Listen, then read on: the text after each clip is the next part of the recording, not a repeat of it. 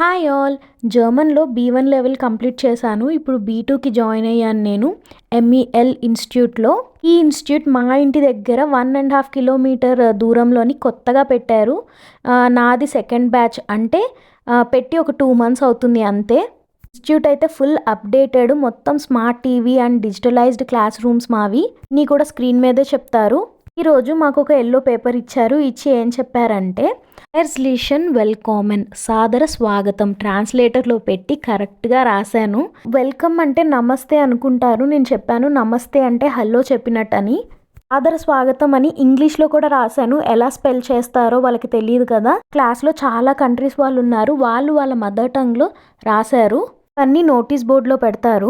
మన language value నాకు ఇలాంటప్పుడే తెలుస్తుంది. జర్మన్లో ఒక వర్డ్ మీనింగ్ తెలుగులో ట్రాన్స్లేట్ చేసి స్క్రీన్ మీద చూపించారు. అందరూ చూసి అబ్బా మీ లాంగ్వేజ్ చాలా బాగుంది అని చెప్పారు.